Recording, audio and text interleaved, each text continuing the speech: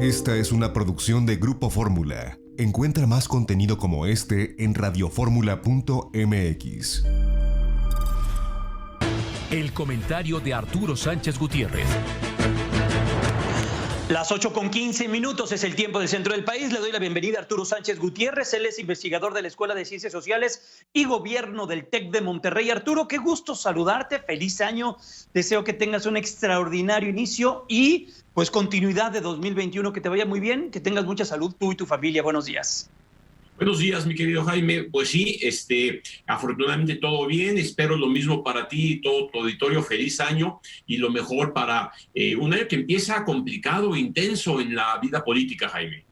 Política, social, de salud, por todos lados. Hay frentes abiertos, Arturo, y quisiera comenzar con lo que seguramente ya comenzaremos a ver el día de mañana, con lo que anunció el presidente de la República la semana pasada, que tiene que ver con los órganos autónomos del Estado mexicano, que a nadie debe sorprender. Al presidente de la República no le gusta, no está conforme con su trabajo y vaya, pues lo ha dicho y en reiteradas ocasiones esta misma semana lo mencionó y que el día de mañana iba a ser un día clave para estos por propuestas que pueden existir para el IFETEL, para el INAI, para otros tantos más que tiene el Estado mexicano, Arturo.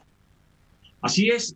Mira, el tema es muy sencillo y creo que hay un error de base en la concepción del presidente de la República. Lo que él busca es incorporar las actividades que realizan estos órganos en las dependencias del gobierno de la República, del gobierno federal. Por ejemplo, el INAI pasaría a formar parte de la Secretaría de la Función Pública. Lo que dice el presidente es, eso que hace el INAI lo puede hacer mejor la Secretaría de la Función Pública, o lo que hace el Instituto Federal de Telecomunicaciones lo podría hacer muy bien la Secretaría de Comunicaciones y Transportes. Me imagino que la Comisión Nacional de Derechos Humanos pues, pasaría también a la Secretaría de Educación.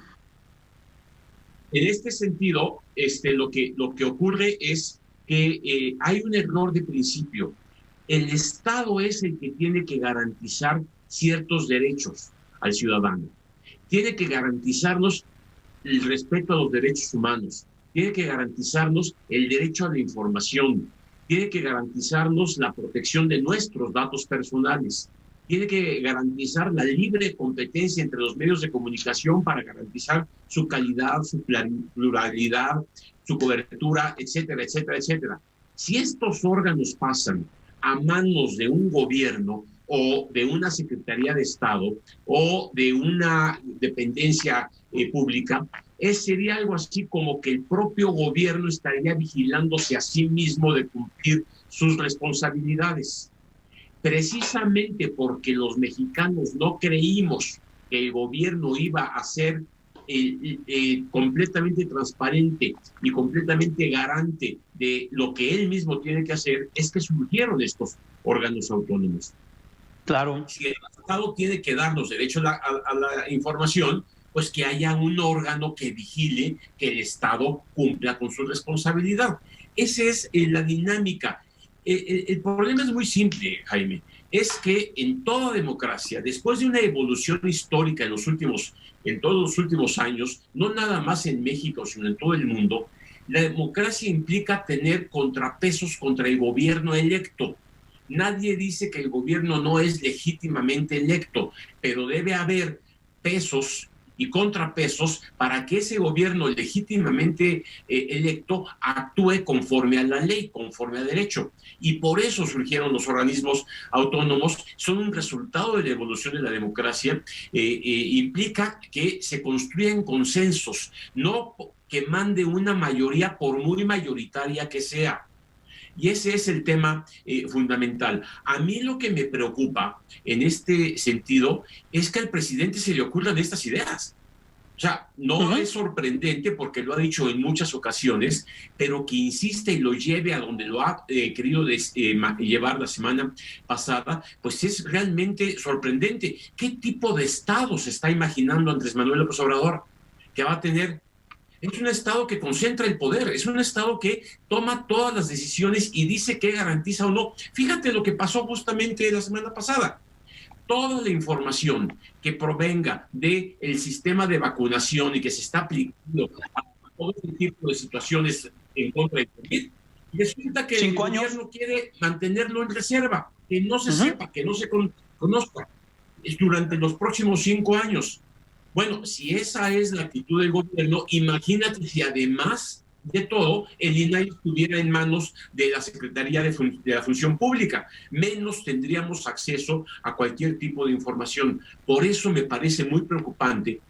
Y pareciera, lamentablemente hay que decirlo, que la única explicación que existe es que el gobierno quiere concentrar la autoridad en todas estas materias, pero es como si el gobierno no se fuera a acabar, como si el presidente se fuera a quedar ahí siempre. Y lo que va a ocurrir es que próximamente llegará otro gobierno en el 24 o en el 30, que puede pensar de manera diferente y que puede hacer las cosas de otra manera. Por eso no puede estar concentrado el poder en tan pocas decisiones en este tipo de asuntos que tienen que ver con los organismos autónomos. A mí me parece sin duda. Oye, va a haber un debate importante. Y eso pone en la agenda de la elección de este año pues una preocupación que seguramente será utilizada por la oposición en contra de lo que está tratando de hacer el presidente de la República. Arturo, el argumento es presupuesto. Vamos a ver en pantalla un Twitter que dio a conocer esta misma semana. Platicamos esta misma semana en el espacio de radio con la gente de México Evalúa. No tuvimos la oportunidad de platicar con Mariana Campos, pero sí platicamos con gente de Mariana Campos, Finanzas Públicas en México Evalúa, y una conocedora de lo que sucede en el ámbito de los recursos públicos. Esta gráfica que te estoy viendo, que estamos viendo en pantalla, dice: gastos netos del sector público por tipo de gasto y clasificación administrativa. El color azul, para los amigos de la radio, son 2.601.9 millones de pesos en gastos generales. El color morado que vemos ahí, gastos administrativos, 976,000. IMSS e ISSSTE, 917.5. Pemex y CFE, 823.1. Y organismos autónomos, 93.5. No es un tema de presupuesto, yo creo, Arturo. Desde luego que no, Jaime. Es un tema muy menor. Los periódicos sacaron tablas similares a esta, diciendo, bueno, ¿qué porcentaje del presupuesto implican los organismos autónomos? No pasa del 0.07%. No llegan al 1% o al 1 punto tantos por ciento del presupuesto nacional. No es un problema de economía, es un problema de buscar concentrar el poder y de que sea el gobierno el que tome este tipo de decisiones. Me parece muy importante. Ahora, resulta también sugerente que no se haya metido con el Instituto Nacional Electoral. Pero recordemos que el año pasado, a principios de año, sí se buscó que el Registro Federal de Electores pasara a la Secretaría de Gobernación para convertirlo en una especie de cédula de identidad, lo cual es muy explicable. Pero imagínate que el padrón electoral estuviera en manos de un gobierno. Regresaríamos a los tiempos en donde se haría todo tipo de manipuleos para decidir quién vota y quién no vota. Ese es el problema que está atrás de todos los organismos autónomos. Si yo tengo derecho a mi información, a la protección de mis datos personales, ¿quién me defiende? Si lo viola el propio Estado, ¿el propio Estado me va a defender? Bueno, me parece que es un tema muy sensible, muy importante, y como tú dices, Jaime, no es un problema de dinero, es un problema de tratar de definir un tipo de Estado en donde el gobierno tenga un poder muy, muy, muy grande para poder determinar toda la forma como se garantizan los derechos de los ciudadanos. Me parece muy preocupante, habrá que darle un seguimiento muy cuidadoso. Será un tema de la semana, seguramente, que estaremos dedicándole y también estaremos concentrándonos ahí, ¿no? Seguramente. Arturo, rápidamente, nos quedan 2 minutos. El Tribunal Electoral del Poder Judicial de la Federación le pide al INE se defina todo lo que está alrededor de la conferencia mañanera. Hubo ahí mensajes encontrados con algunos comunicados por parte del tribunal. ¿Qué viene? ¿Cuáles son las capacidades que va a tener el INE para decir o no decir lo que está sucediendo en este entorno o en este momento que tenemos en un proceso electoral en curso? A ver, Jaime, rápidamente. ¿Qué es lo que ocurre? El presidente ha hecho uso en las mañaneras de su discurso, de su palabra, para defender a su partido y para atacar a partidos de la oposición.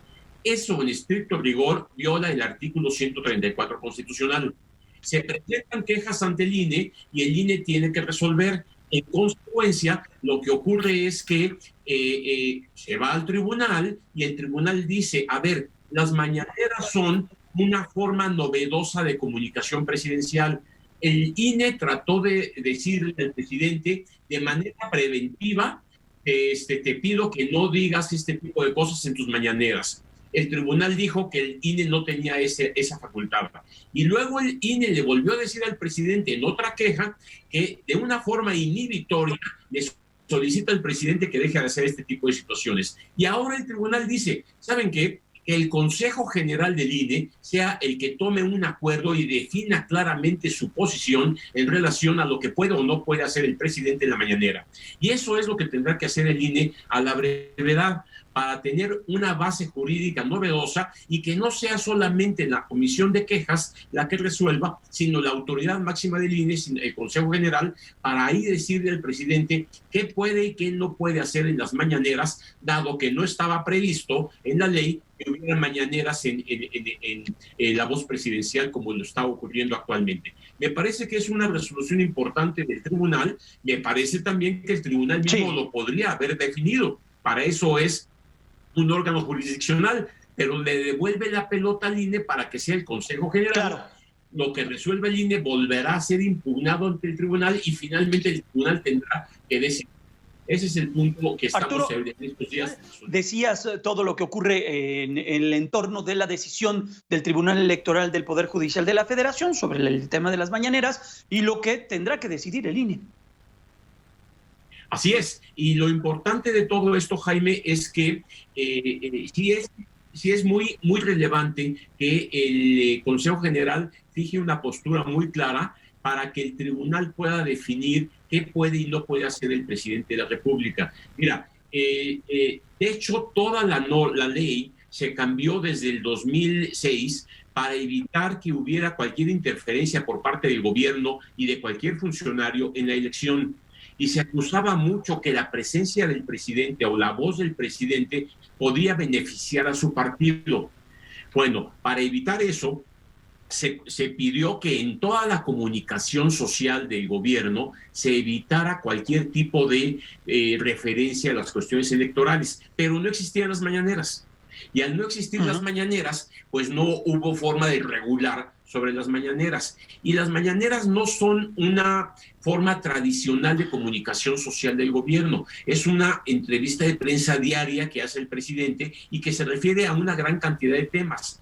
Lo que tiene que definir el tribunal junto con el INE es que en esas mañaneras, o una de dos, o se suspenden para evitar que sean una forma de comunicación social que esté presente en las campañas electorales, o que en las mañaneras el presidente no haga ningún tipo de referencia, así le pregunten o no le pregunten o diga lo que se le dé la gana, no haga ninguna referencia al proceso electoral, a los comicios, al voto, al llamado al voto, absolutamente a ninguna referencia que tenga que ver con cuestiones electorales, para dejar libre al elector sin la presencia y la voz presidencial para decidir su voto. Y ese es el objetivo, y el tribunal lo que hace es, en lugar de decidir el tribunal, decirle al INE, ¿sabes qué? Decide tú, INE, en Consejo General, no en una comisión que está compuesta por solo 3 consejeros, sino en pleno Consejo General, tú decides qué es lo que procede y ya, si alguien impugna, el tribunal tendrá que dar la última palabra, como es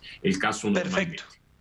Pues veremos qué es lo que se decide y sin duda también será polémico la decisión, cualquiera que sea, será polémica. Arturo, te abrazo, te deseo un extraordinario inicio del 2021. Sabes lo mucho que se te aprecia, lo mucho que se te respeta. Además, seguiremos atendiendo los comentarios. Arturo Sánchez Gutiérrez, investigador de la Escuela de Ciencias Sociales y Gobierno del TEC de Monterrey. Gracias, Arturo. Bueno. Aquí andamos. Ya nos vamos. Gracias, Arturo. Cuídate mucho. Que estés muy bien. Es Arturo Sánchez Gutiérrez. Esta fue una producción de Grupo Fórmula. Encuentra más contenido como este en radioformula.mx.